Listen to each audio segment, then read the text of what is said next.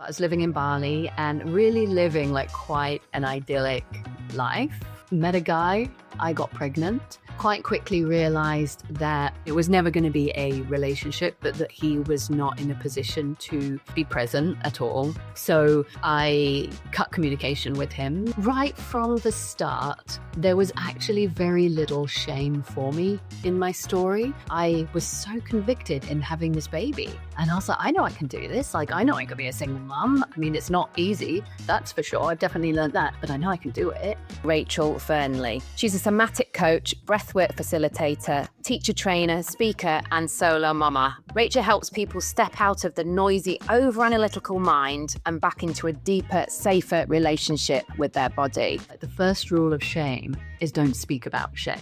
I mean, it's one of the ickiest emotions. Insidious, like it is so deep. I mean, it is messy. But the thing with shame, the thing that keeps us stuck in shame is not talking about the shame, right? And it just gets worse and worse and worse and bigger and bigger and bigger.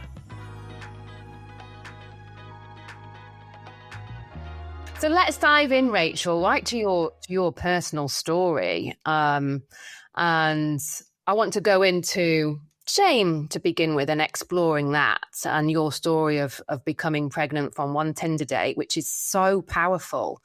Can you walk us through your journey and what you felt in those early moments? Yeah, thank you for asking that.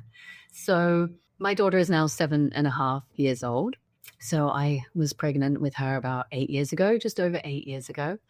And yeah, I was, and I still am, but I was living in Bali and really living like quite an idyllic life. My life is still in many ways idyllic now. It just looks very, very different. I had a surf and yoga retreat. I was teaching yoga. I was surfing every day. I was doing yoga every day. I mean, it really was like so quintessentially wonderful. And yeah, and I was dating, you know, as one does or did on Tinder. I'm not sure what people do now, being off the apps completely. But yeah, I met a guy. We had sex. I got pregnant. And I was 35 at the time. So I was at that point where I never felt this strong pull for kids, but I was like, if it happens, it happens. I wasn't trying to get pregnant at that point. But I was very much just like, we'll see what happens. We'll see how life evolves. And life evolved quite quickly. And I realized I was pregnant and made the choice, obviously, to go through with the pregnancy. Quite quickly realized that the guy, I mean, it was never going to be a relationship, but that he was not in a position to be present at all. So I cut communication with him while I went through my pregnancy. Mostly because I knew that I needed peace in my pregnancy. And at the time, with everything that was present in our dynamic, that wasn't going to be possible if he was around.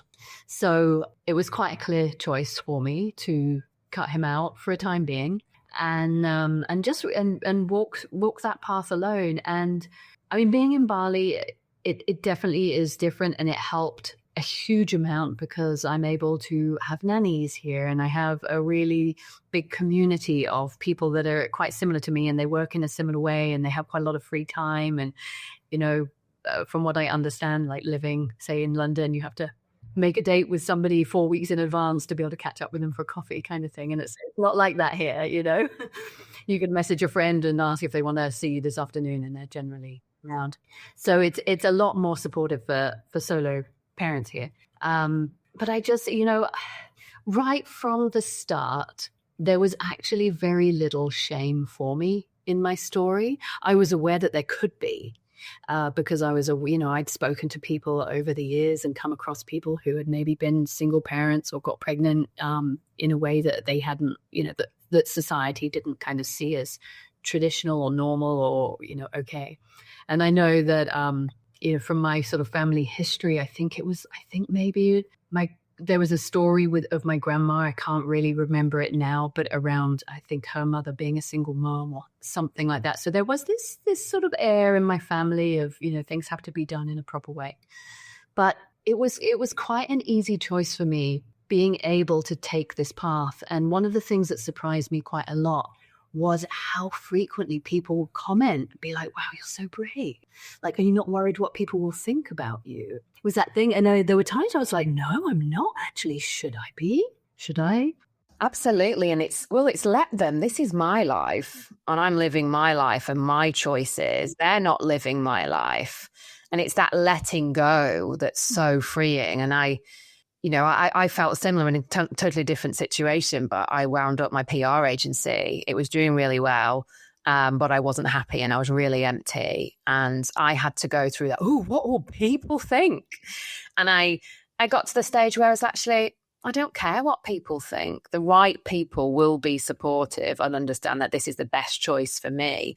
And I'm sure you were exactly the same. You've done an incredible amount of inner work as well, and you've been on a journey, and you're perhaps already at that stage when you were living your life on your terms. Yeah, absolutely. And I think that is actually quite a large part of it, because I wasn't living a kind of typical life anyway. Like, I'd already left the UK. I mean, I knew from 12 years old I wanted out of England, which was a bit of a rattler for my parents.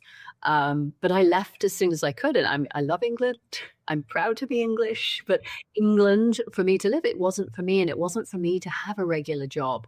I've never had a regular job other than 6 months when I was 18, and I swore I'd never go back to an office again, and I never did, because it sucked the living daylights out of me. So it's, when it's funny, because when I shared with my friends when I was pregnant, and it's a little bit of intrepidation, right? Because I was single, and people were like, wait, what? You're now pregnant? And so many friends were like, Rachel, we didn't expect anything less from you. Like, of course you're not going to do things like by the book. Of course you're not going to do things like normally, whatever that, actually means. But interestingly, kind of fast forward to maybe, I don't know, about 3 years ago, I started talking about it publicly, like very directly. I can be quite direct and upfront, and I don't really mince my words. And I started sharing about it on social media, and the response was wild, actually. There was a lot of support. Like, I got a lot of support, and I got a lot of other women reaching out who had been or are in or just found out they're pregnant, very similar situations, and carry a shit ton of shame. And wow, because a lot of the posts that I wrote about it was around shame, and it was around like, this is my path, and this is why, and this is how I don't feel shame around this. And but there was a lot of people who were very unhappy with the fact that I would sleep with somebody without protection, B, that I would sleep with somebody that I only just met, C, that I would get pregnant and decide to have a child by myself. God forbid you would bring a child into this world without a father present. And just, like the projection and the lenses through which people were viewing this, right? In like, this poor child. Oh my gosh, you've ruined her. And for me, as you say, like, because I have done a lot of inner work. I mean, I'm absolutely by no means perfect, far from it. But I was able to see with love and compassion, and also a bit of dry British sarcasm and humor, of like, you poor thing, you have no idea what my life's like. Like, we have an amazing life. My kid is amazing. Like, we have such a solid bond. Like, she is so happy and she is so chill. And, fast forward now, she has a relationship with her dad. I mean, he's a little bit present in her life, but I am ultimately, her everything. But interestingly, I actually, about 3 or 4 months ago, I sat in a cafe here, and I inadvertently sat next to one of my trolls who had trolled me on Instagram, and I didn't realize. So I was chatting with some other people that I knew, and she was actually in a meeting with them, and then they left, and very bravely she turned around to me and was like, "Hey, I follow you on Instagram," and I was like, "Oh." Thanks. And then she's like, yeah, I actually commented on one of your posts, and she shared that she was triggered, so her comment wasn't a nice comment. And I was like, oh, which post? It could have been many things, to be fair. And she shared, and she said it was one of your ones about motherhood and solo motherhood. And I was like, oh, right. And I was like, look, to be honest, I got so many hateful comments. I wouldn't remember anyone in particular. And we ended up having this beautiful conversation because she really, like, with me sat there, like, in the flesh. I mean, my child wasn't with me, but, we sort of talking, and she was like, wow, I can really see that you're really happy and you're doing a really good job. And I feel really bad because I judged you so harshly. And I can now see that was coming from me because she was a similar age to me. She didn't have kids, and there was all this stuff coming up. And so anyway, it ended up just being this very beautiful conversation, but it was such a divine meeting. Wow.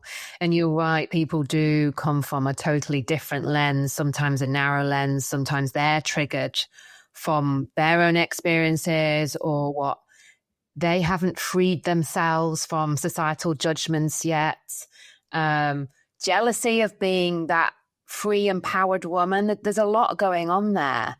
And a couple of things I want to ask you around this. What would you say to somebody who wants to step into their authentic self, or something similar has happened to them and they're dealing with negative comments from friends, from family, from social media comments? How would you navigate that mentally and emotionally? What are your tips for someone out there doing something similar? Yeah, good question. I'd say one of the biggest things is really around recognizing, like, that we all come from such different life experiences, perspectives, family backgrounds, beliefs. Like, there is so much that comes together to form one person's belief. And what I have found to be pretty universal across the board is that people that have such dogmatic views, like, this is it, this is the thing, this is the way, that they just have a very limited perspective on life. Maybe they have limited life experience, but it's recognizing that just because you have a belief, and that belief can be as true as the grass is fucking green, and that's cool, but it doesn't mean that somebody else shares that belief. Right. And a lot of people, they think, well, no, but this is it. So if I believe this, you must believe this too. And it's really just, I mean, I say just, it's not necessarily like an easy thing, but unhooking yourself from that whole paradigm of reality and recognizing. And, when I first posted about my story on Instagram, it did kind of knock me for six a bit, although I don't have shame or much shame, not to say there's none at all, like, around my story, that I think just the aggression of the messages and the how many there were and just the opinion, I had to take a step back. I was like, holy crap. But then, when I posted about it again, like 6 months later, I got a similar kind of backlash, and it didn't affect me because I was able just to create that sense of separation of, like, that's cool. Like, that's your opinion. I respect your opinion.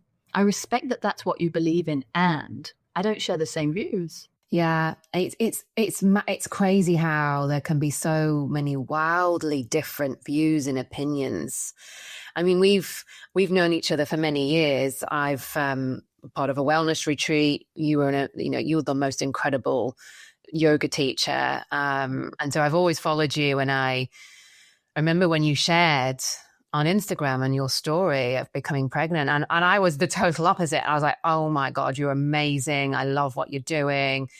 I also thought it was so you. I mean, we're not super close buddies, but I thought it was just so wonderful what you were doing. And I thought, well, if that was me, perhaps I would do the same thing too. It brought a lot of, it helped me with my own life and story, actually. I'd like to become a mom one day, and I'm very open to how that happens. But I thought it was a wonderful thing that you were doing. And I also understand the ins and outs of Bali, and, you have an amazing community there, and what a wonderful place to bring a child up to. So it can take your breath away on the types of comments, and it's hard not to take it personal sometimes, even though you come from a place of understanding and compassion, and other people's maps of the world can be wildly different. It's still tough, and it's that constant discipline with your mindset, isn't it? Day in, day out, not to let it get to you, and you do you and I'll do me, essentially. And it's, I think the other piece for me is just being so convicted in your decisions.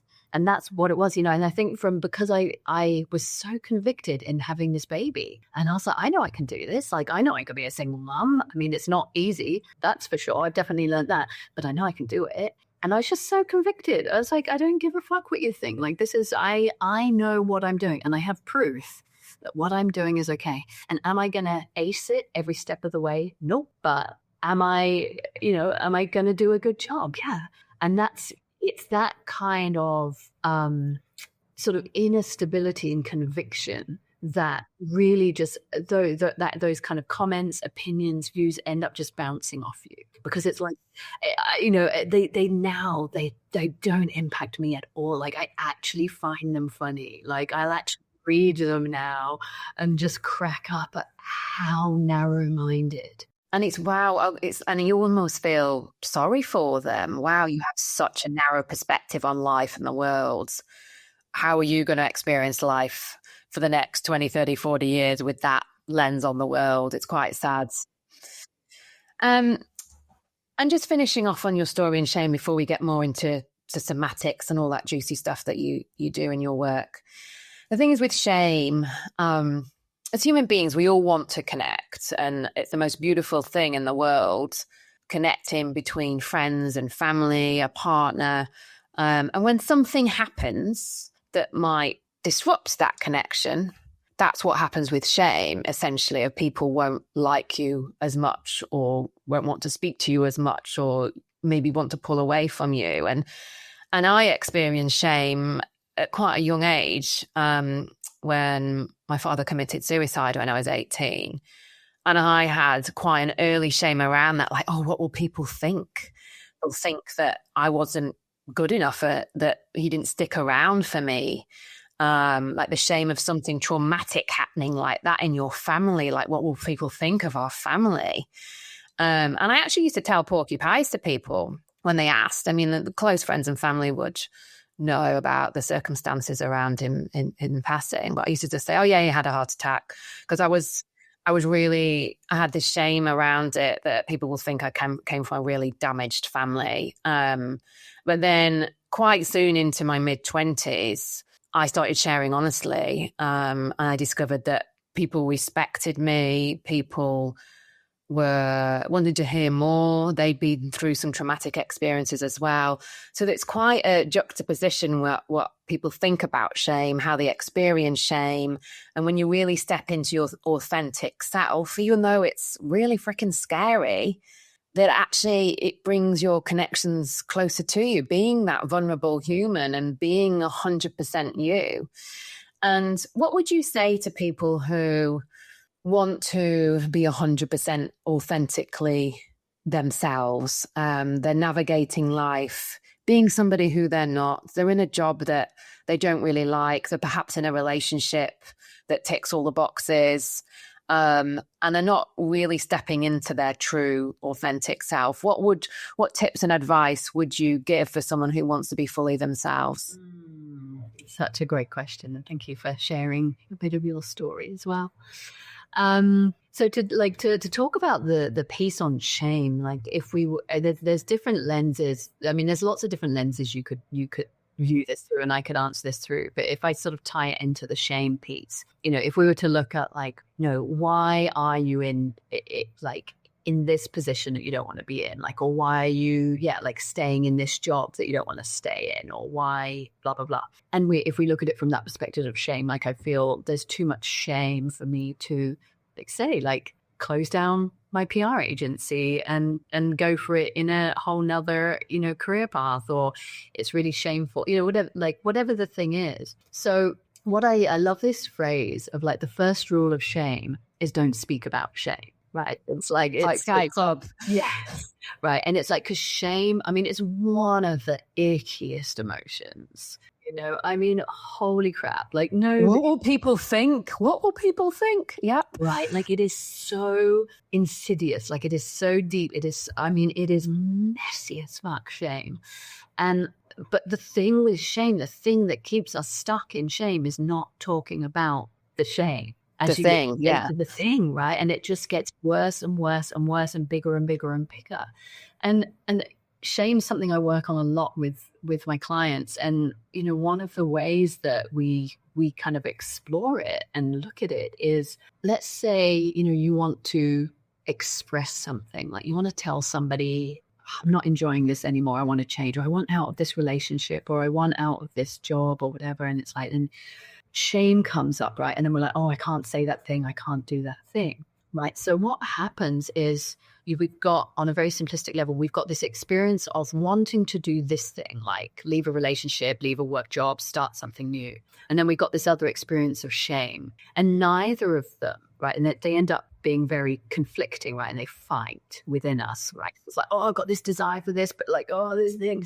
And we don't let either of the experience actually be. We're not allowing either thing to happen or to really be present. So one of the first steps in any kind of somatic, emotional somatic work is like, can you allow what is to be, because it already is, right? And this is it. So if shame is present, which, you know, we can't get away from shame. Like, I'm not shame free. Like, I still experience shame. But rather than like, you know, shame creeps up and then we shove a lid on it, like we shove it down, or whatever the coping mechanism is. And there's hundreds of coping mechanisms. Maybe you drink through it, maybe you smoke through it, maybe you like scroll through it, maybe you just like, I'm gonna just ignore it, right?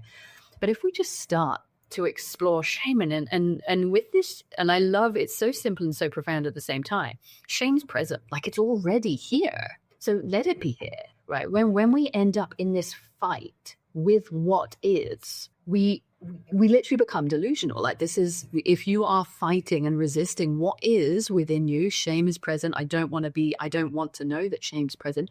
You're fighting with reality because it's already there. So really, like, step one is always just acknowledging, and I do a lot of parts work with people as well. And on a very, you know, we can get really complex with parts work, but I find one of the most profound things is just acknowledging there is a part of me that is feeling shame right now. And what this does is it allows us to acknowledge the shame. It allows us to acknowledge it in what we call a titrated way. So we're not like bulldozing into shame. And it also allows us to recognize that it's not the whole of me. I am not shame in my whole being and entity. Like, it is not this thing that is consuming everything of who I am, or it might feel like it. But it is a part, like there is a part of me right now that is feeling really shameful, right? And the more that we can just meet ever we are experiencing, because we're already experiencing it, if we can just meet it like that, then it becomes less, because there, you know, the resistance, like, so any reason why you are not where you want to be is because of resistance. And if we go like a level beneath, well, what are you resisting? You're resisting feeling something. What sits beneath, like a feeling or an emotion, is a sensation. So really, like, if we make the full thread, why am I not where I want to be? Because I'm resisting feeling a sensation in my body. That's it. That is it. That's simple. You know, so, and it's simple, yet it's really fucking hard because we have been conditioned out of feeling, out of being aware, like, you know, around the time when Descartes was, you know, saying all the stuff that he said, like, was around the time that we went from this sort of holistic view of the body mind to this is the mind, and the mind basically is conveniently carried around by this thing, this body thing, but the mind is the important thing, right? And we've increasingly become, they call it the Cartesian split between the mind and the body just became like a vehicle for the mind. And so we're now, you know, slowly we're sort of coming back to that, but we've been so conditioned out of like being with our sensations, being with our emotions, being with our feelings, actually paying attention, you know, it's just like, no, it's seen as a weakness, like all the things. But if we can just sit and just a little bit every day, just like, wow, what's present? We don't have to like it. We don't have to like what's there, but we also don't have to fix it. If you love PSI Love Me and want to dive in deeper, then join the Evolve Woman, my 8-week online coaching program, which will take you on a transformative journey of self-discovery, fulfillment, and to find the joy and love you so deserve. Check out my Instagram, Lynda Williams Coach, to find out more. Yeah, and it's exploring with curiosity and care and compassion as to what is going on in our body. And you're right. We have been so disconnected from our body. And I think our body knows the score, and it knows what's happening. It stores stress, it stores trauma, which we'll get onto shortly. But it also, and as women as well, we have this incredible intuition within us. We have this superpower that we can really tap into when we listen to our gut, listen to what's happening when we're in situations, business situation, relationship situations. It's incredibly powerful for picking up things that the head may not spot, right? Mm-hmm. Absolutely, yeah. So you began life as a yoga teacher, and now you're really into somatic practices and breath work. Can you tell the listeners who are new to this what exactly somatics actually is? Yes, absolutely. So the way that I describe it, so first off, the word somatics, soma, is the Greek word for the body. So broad stroke, it means of the body, right? And there's a very broad stroke. Okay, we could call so many things somatic, right? If we're looking at it just of like anything that's off the body.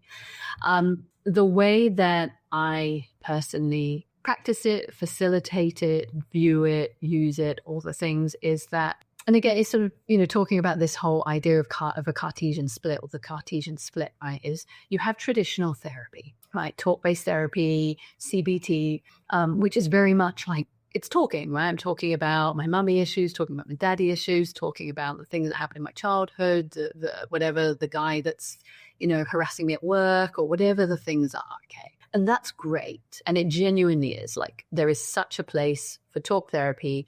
We need to feel heard. We need to, have people really like empathizing, seeing us, validating our experiences, validating our emotions, all the things, right? That said, the experiences that I've had and the experiences that many of my clients have is that talk therapy only takes you so far.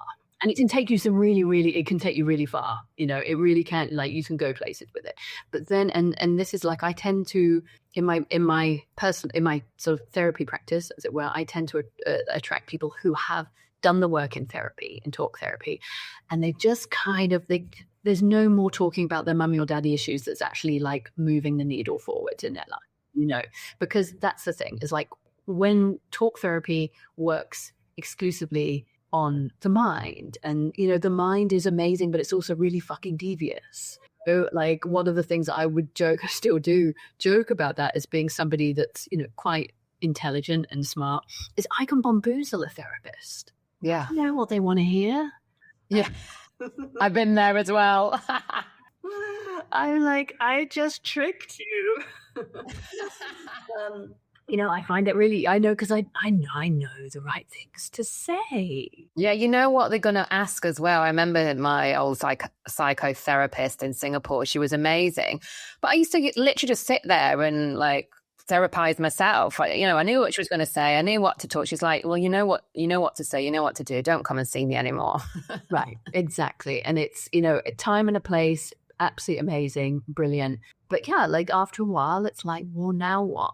And, and I was getting to that place of inquiry myself, not so much because of therapy, but from like a yoga angle. So, I was a yoga teacher, and, I had a really solid yoga practice, and I was meditating, and, all the things. And as what often happens, when you're on this path of kind of discovery and self-discovery, is you become more and more aware. And that's part of the thing, right? They are awareness practices. It's like, I get to sit and, I do a yoga practice, and the culmination, depending on what kind of yoga you're practicing.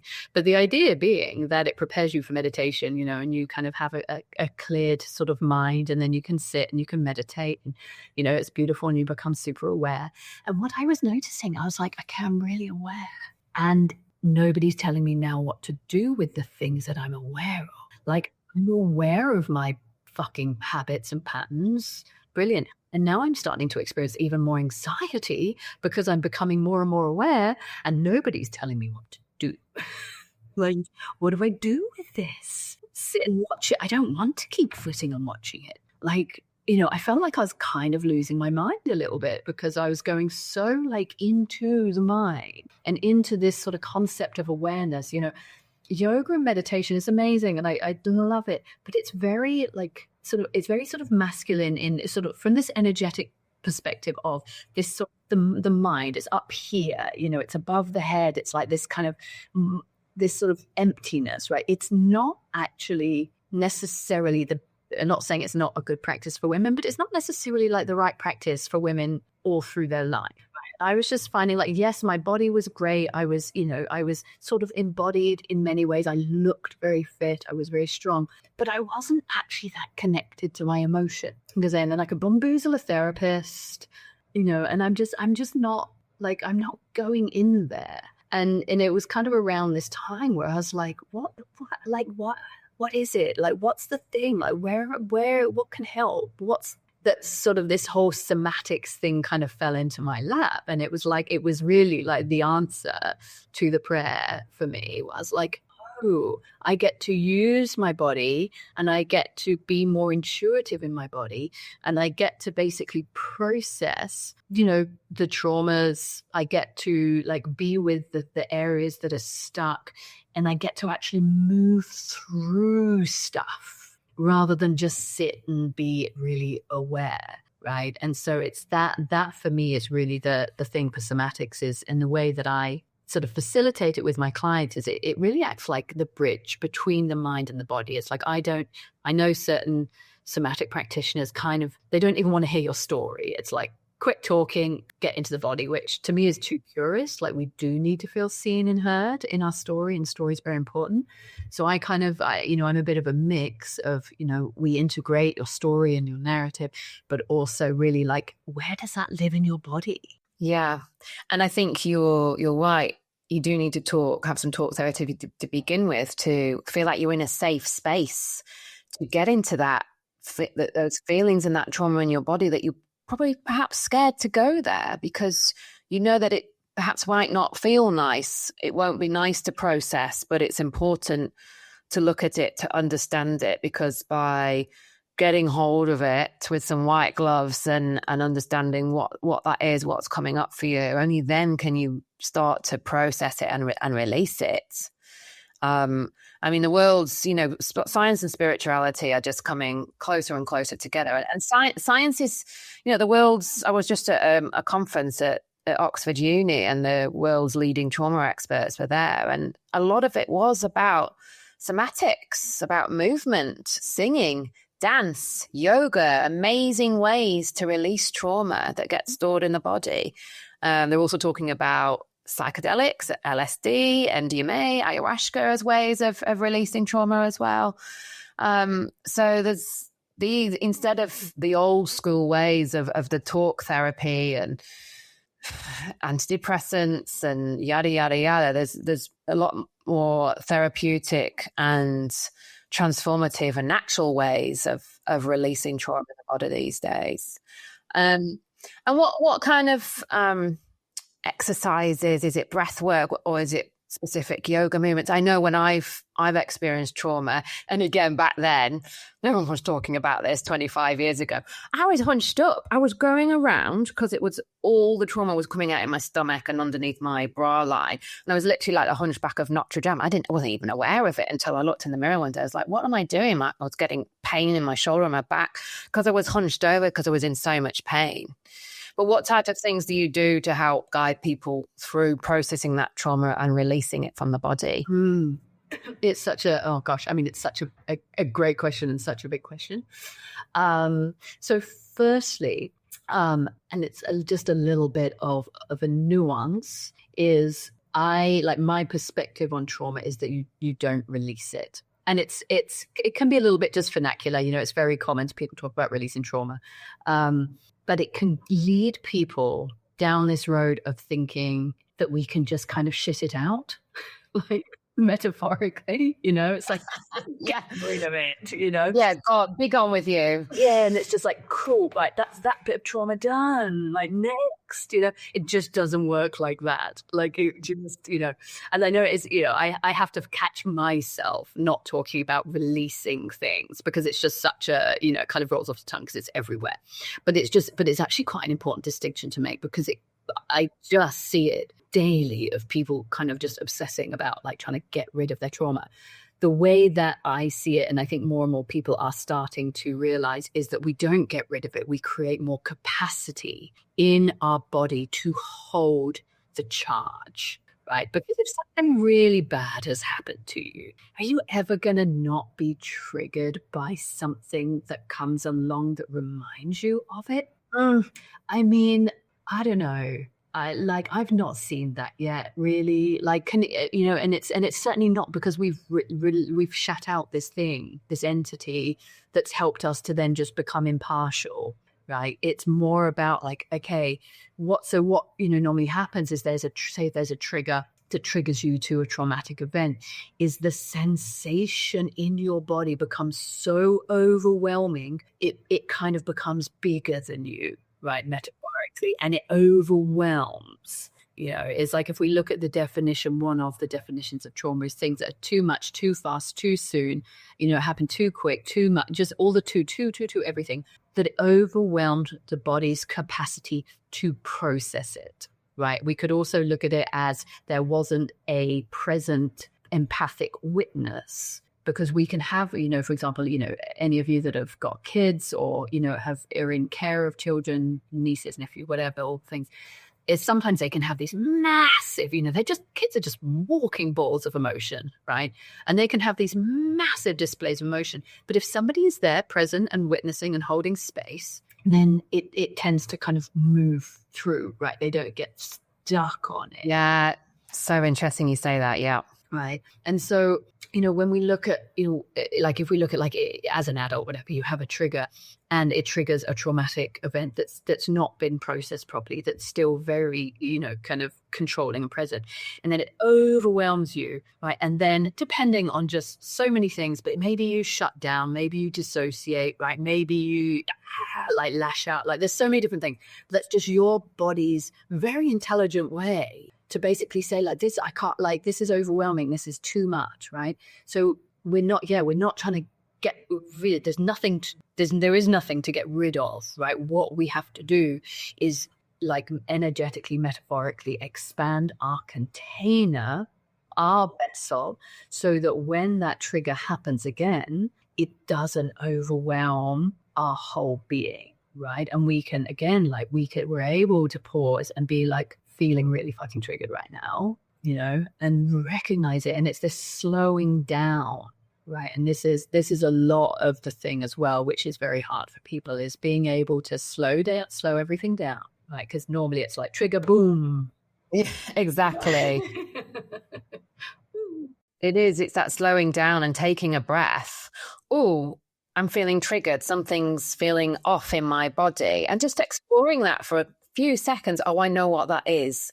Have some compassion with yourself and reacting in perhaps a more healthier way.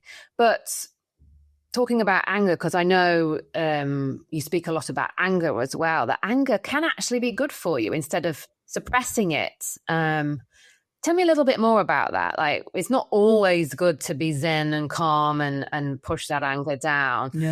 No, we were not designed to be calm all the time. And it's another sort of fallacy from the sort of like pop psychology kind of stuff that goes on, is that we need to constantly be regulated. It's like, how can we be more regulated? And it's like, yes, I get, again, it's another thing. It's like, yes, cool. We all want to be feeling more calm because a lot of people are just like stress heads and it would be nice to feel more calm. But again, what it actually is having a more flexible nervous system so that when it's appropriate, you can be calm. Because sometimes it's genuinely not fucking appropriate to be calm, right? Like somebody tries to steal your kid. Really inappropriate to stay calm. Totally. Right? And I think, and this is, it's something that I really do get on my soapbox about. So I'll try to keep it relatively succinct, but particularly with women, there are so many labels that are given to women who are angry, right? Men who are angry, they get a good bit of healthy masculine anger. We get, she's unhinged, or she's hysterical. So interesting bit of history. Hysteria comes from, I'm not sure how long ago it was, 100, 200 years ago, when doctors, which were all male, obviously at the time, used to diagnose women who were crazy with hysteria if they were too emotional. And hysteria, what they had decided was that if a woman was hysterical, her womb was wandering around her body. Phenomenal. So they would take it out, hence hysterectomy. Oh my good God. Yeah. So you never hear a man being referred to as hysterical. It's a very female used word, right? The angry woman trope, all that, like, the angry older woman or the bitter older woman, the you're crazy or unhinged or blah, blah, blah. Right. In part because women's anger is so powerful. It's far more powerful than men's anger, but it's just not been allowed. And there's I will save the whole thing about patriarchy and the history of that for another time.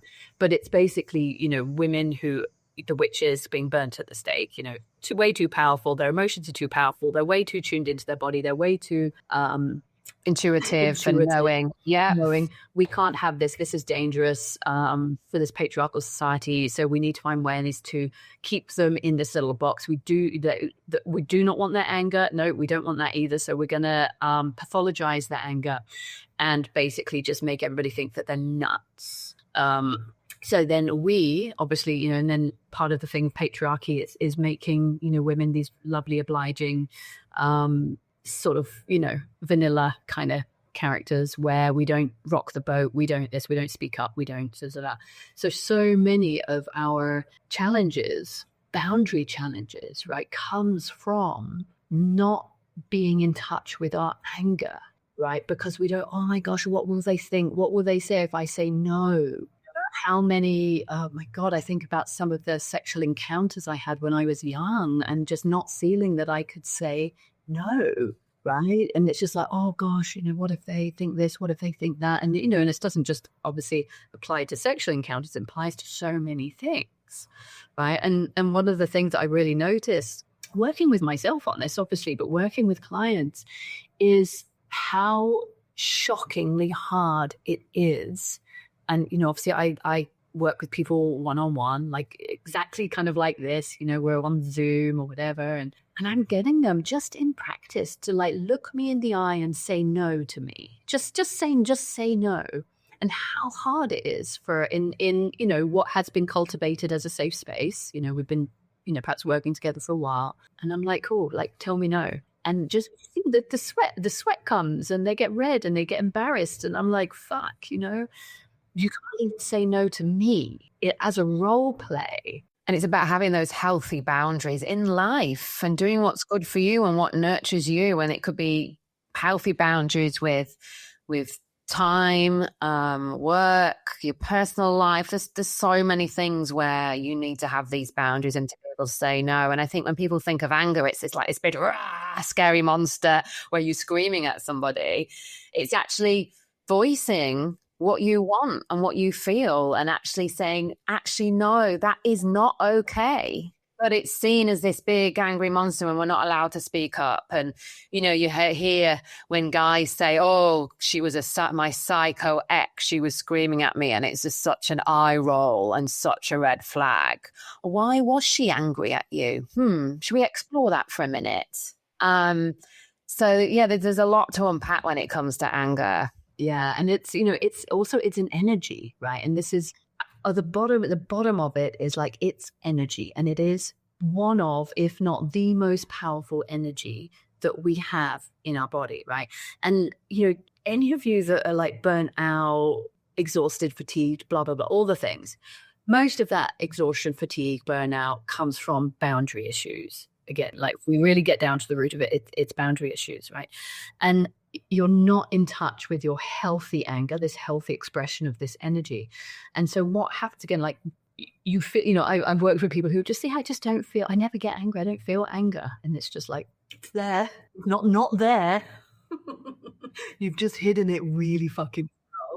Like nobody, not even the Dalai Lama, who FYI had his gallbladder removed, which is directly connected to anger energetically. Like it's like, anyway, nobody, no, you cannot meditate your way out of feeling angry. Like it is a human emotion. You don't get to select which ones and you get to feel and which ones like you don't, basically. And so it's, if we think about, okay, I'm not in touch with my anger, I'm suppressing it because whatever story is going on, like maybe you witnessed extreme volatility at home, so anger is danger to you. Maybe you didn't experience anybody expressing anything and you're just like, I don't even know what the fuck that is because nobody ever set a boundary or expressed it. There's so many versions, right? But you're basically using your life force to suppress a really powerful force, which is your anger in your body, like for years or decades, right? Do you know how exhausting that is? I was about to say, you've got that big life force with extra energy on top to keep that down. Complete burnout and exhaustion. Absolute exhaustion, right? And so it's, and this is the thing, and this is where the misunderstanding is around, well, like anger, people conflate anger with violence. Okay, well, and we can unhook that because that doesn't equal that. It can equal that, but it doesn't. And it's about tapping in, like all of this work, all of the work, the way that I do it anyway, it's titration. It's like we dip in. We don't just give you like a boxing glove or a sledgehammer and tell you to go and smash up, somebody's house or anything. Like it's titration, it's an energy, it's, it can be a very subtle practice, right? But if we look at this energy of anger, it is the same energy that is passion. It's just other ends of the thing. So, this passion, it's the same thing, right? Just different ends of the spectrum. So what's the healthiest way of you've got some anger inside you and you want to release it without doing something crazy, screaming at someone? What is a healthy way that you advise to process anger? I mean, there's just some simple practices. And again, it's more about getting in contact with it than releasing it again. It's not something we can... Done and dusted. There you go, anger. Bye-bye. And especially if you're, if you are someone that's just either doesn't get angry or has this really dysfunctional relationship with their anger, like maybe you suppress, explode. Suppress, which is very, very common, right? It's about, again, it's meeting it. So first off, it's always just that acknowledgement. Like, I'm noticing there's a part of you that's feeling really angry right now, right? And we can just explore it. If it's not overwhelming, obviously, if it's like this overwhelming thing, you're not going to sit there and explore it, right?